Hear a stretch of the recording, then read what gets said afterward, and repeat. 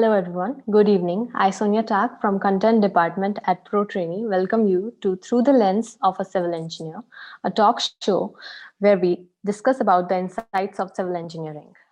It's a pleasure for me to introduce our guest for today, Mr. Sugam Sharma, a Central Department Project Management Coordinator at Innovations Workspace Solution Private Limited and a freelancer construction blogger. He will tell us about the life as a civil engineer. Welcome to the show sir. Thank you so much. Sonia. It is a pleasure being here with you. Great. Let's begin. So I would like to ask you the first question. How did Right. you start your career as a civil engineer? So basically, civil engineering was always a fascinating thing to me. I, as a person, always was grown in a civil engineering background, as my father is also a civil engineer. So he's into government and he's into army basically, and he's a civil engineer in military engineering services. So it was always fascinating to see airport being constructed, roads being constructed, and it was always so fascinating when he used to tell his stories late night at bedtime.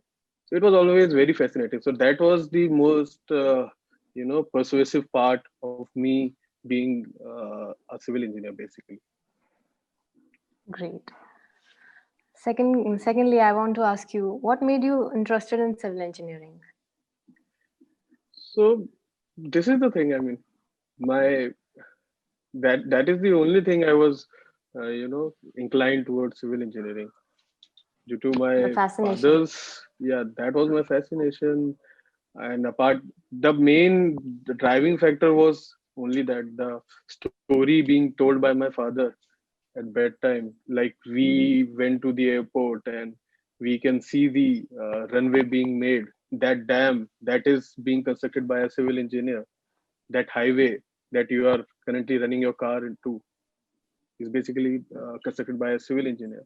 So that is very fascinating. I mean, if you see, uh, we create something very tangible and others Yeah. don't. If you talk about software engineer, electrical engineers, their work cannot be so tangible and you cannot see them. I mean, they might be working very hard and everything, but whatever you create, that is the pleasure when you Yeah, construct yeah. something is beyond words. I too kind of share the same story. My father is Right. too a civil engineer. Okay. So, yeah. So, would you like to That tell us about happens. the biggest challenge you have faced so far? Biggest challenge. This industry in India is basically very, very unorganized. Let me tell you this. I mean, I'm a very flag bearer. If you follow me on LinkedIn or have seen my post anytime, so I'm a very big advocate of stopping the unorganization sector and making it a bit organized. We are the oldest branch of engineering, basically. We are the engineers that were, and every other thing came later stage. I mean, from ancient times, civil engineering was the engineering that used to happen, right? So this is very unorganized, very, very unorganized. And I want to make it organized. I'm trying to, a lot of things I'm trying to. We are very stagnant. We have become very stagnant. We don't follow any proper paperwork, documentations that we don't do. We are trying to do. I mean, we are also very slow in adopting technologies. I must say, I'm a very big advocate for adopting technologies as well, like IoT in material Yeah. management, or maybe AI, maybe machine learning. Machine learning is a very big thing, and we are not aware of it. 3D printing, it has been used in US and other countries as well. In China, we can make a hospital, a 10,000 beds hospital in 7 days. And here we cannot Yeah. even pass the tender in 7 days. Yeah. China thing was That is the thing. surprising. I think civil engineers are the most organized out of all. Civil, no, I beg to differ. I'm sorry. Okay. Because I mean, when you get into it, it is not at all organized. If you talk about MNCs and everything, we don't keep that much of documentation. We don't keep proper trails. See, whenever we suppose there is a road project, right? So whenever a road project is being passed, the government should what they should do is take clearance from all the land departments and everything. Then they should float the tender. That is the right way, right? That is the most Yeah, sensible and logical way you can think of, right? yeah, But yeah. that doesn't happen. You must have read in newspapers and everything. After the tender has been passed, it has been delayed because land acquisition is not being done. Farmers Yeah, are protesting. yeah. Environmental people are protesting. So this is the one part. This is the only very small part I am talking about. There are a lot of certain things. If we go deep into this, we will take whole night. Yeah, this type of things we can know only in practical Right. when we are present there in the field. Yes, exactly. Exactly. Yeah, thank you for telling that. Okay, would you like to tell us what has been your biggest accomplishment in the career so far? Biggest accomplishment is you guys calling me. I mean, you guys uh, feel that I am that deserve that I can help my juniors to know a bit about civil engineering and everything. That is my biggest accomplishment as of now. I'm trying to do a lot of things that a lot of people knows. Basically, I'm trying to make it more tech savvy. Mhm. I'm trying to get it more inclined towards Internet of Things, basically. So I'll just give you a brief, if you allow me, what Internet of Things is. Internet of Things is basically connecting all the things with Internet. Very simple, right? So in practicality, what will happen? Suppose I'm talking just a phase of a whole construction process, that is inventory management. So if I take a cement bag out from a store, there are a lot of people involved in it. A storekeeper has to manage, right? So we can use Minimize, yeah. RFID tags there. So once a cement bag gets out, Yeah, it will automatically get reflected on your system. So there's a very small aspect that I'm speaking about yeah. right now. No, it affects a lot. Small things Yeah, affects a lot. do matter. They, Yeah, I mean, we are talking about yeah, thousands yeah, of crores here. yeah. Right. What do you think your unique skills are like that have helped you become successful? Yeah, unique skills that I must say is communication. We civil engineers that I have noticed, we lack communication. I mean, there are a lot of people who are so good at their work. They know a lot of work, but since they are so much involved with labor and all that, irregularities, they forget about the communication part. And I've seen people who ask me to draft a mail to client for them, that I have seen. A lot of time I have seen. So this is the one thing, communication. Second is organizing. Keep your documentation up to date. You'd never know. A project, a civil engineering project lasts 4 to 5 years. You never know when a certain documents of 3 years back will be Will be needed. needed. Yeah. Yeah, yeah. So these both things are very, I very need. crucial. Okay, that's great. Advice you want to give it to aspiring civil engineers? So that is the same advice I would like to give to Organization and yeah. Okay, okay. organization and maintaining your communication. Keep better at it. That would be all. Working on your soft skills. Working on your soft skills, exactly. Okay, great. Would you like to tell us about the scope in civil engineering? Scope is huge. Civil engineering Yeah. is a field where scope is very huge, but we are not aware of it. Sadly, we are not aware of it because we are not being told about it. It is a very sad scenario in our industry that our basically our curriculum has not been revised from so many decades. I'm not sure if we try to take out the facts, we might have not revised it from past 2 or 3 decades at least. Because we how do you know civil engineering what it is all about? It is you might say it will be about dams, it will be about roads, it will be about airports. That is the all the and only things you will be listing out, right? But what if I say what is interior fit outs? If I ask you what is interior fit outs, can you please tell me Sorry?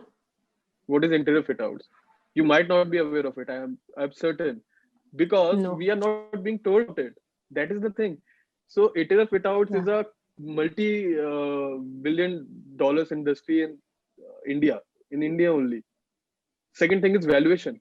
A civil engineer can go for valuation as well in banks, in ICICI, PNB, and every other bank. He can go for valuation. We are not being told about it. And Yeah. a lot of things Estimation, apart. cost estimation too. Yeah, cost estimation, maybe planning. So we are just told Yeah. about go to the site and execute, construct a building, construct a dam, only construct things. We're not being told that okay, you have a lot of other things as well.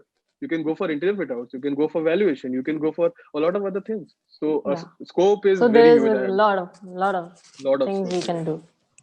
exactly. Any post COVID-19 prediction for the field? So basically, I'm involved into interior fit out. So I'll just give you a brief about interior fit out. So after the building is constructed, what we do is we make partitions, false ceiling. So whenever you go to an office, just imagine it is a bare shell, only bricks and mortars. And then what we do is we make fancy glass doors, cabins, workstations, everything.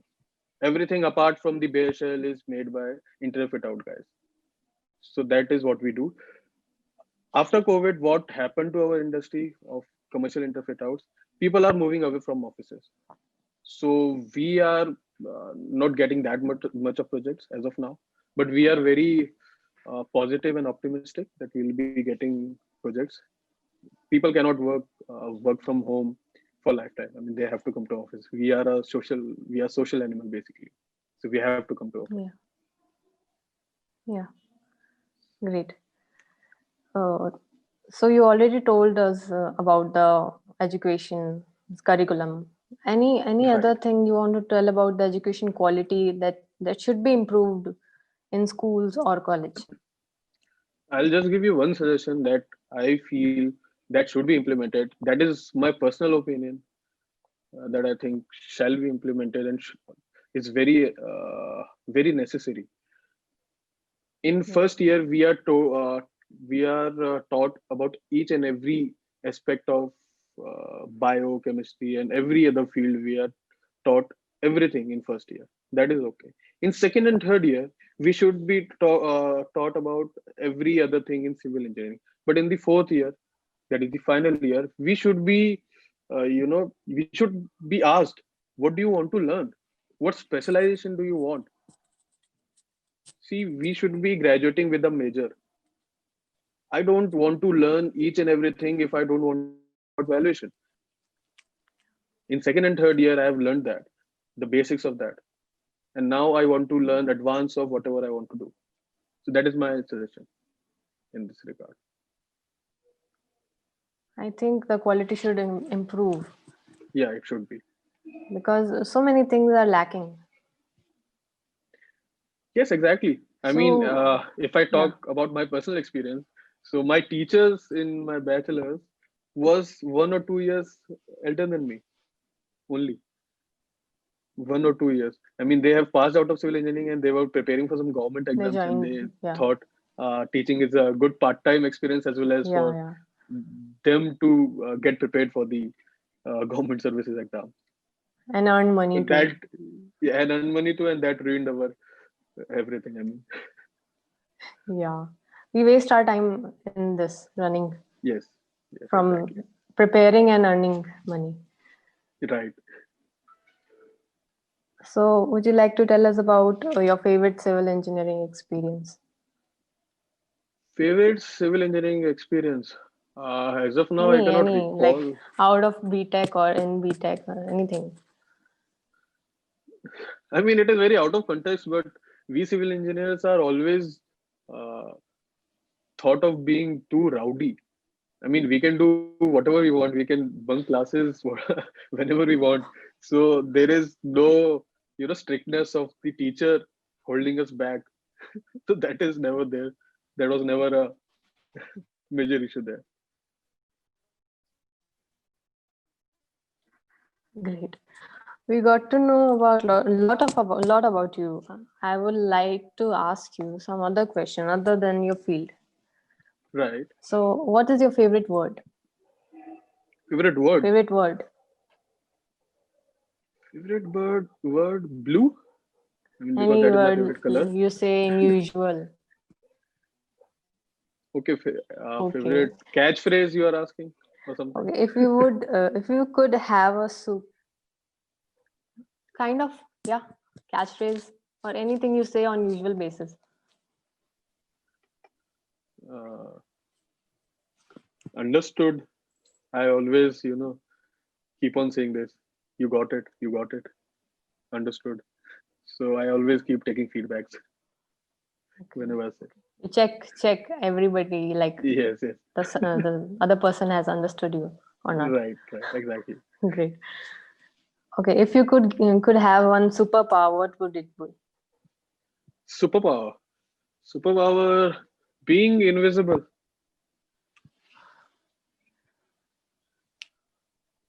I want to be invisible Okay. for some time at least on my Not will. related to DC or Marvel. Not related to DC or Marvel. Okay, if related to DC or Marvel, if I speak, then I want to run fast like Flash so that I can, travel across the world. I love traveling. So that is the thing I want. Great. If you could switch lives with someone, who will it be? No, I'm happy with my life. It is perfectly going fine. Okay. So you don't feel Yeah. any time, any need. No, no, I don't. I never do because you never know what they are hiding. I mean, all the big stars or whatever your idol is. I don't have any idol as of now because you don't know what they are hiding, what they are going through at that particular moment. Yeah. So I'm happy. I'm Yeah. pretty much happy with my life. So thank you, sir. It was great session with you. I, on behalf of whole Pro Training team, appreciate your presence and wish you the best for your future achievements. Thank you once Yes. again. Thank you so much for having me. So if you enjoyed this video, then please like and subscribe to Pro Trainee and also press the bell icon for more informative contents. Thank you.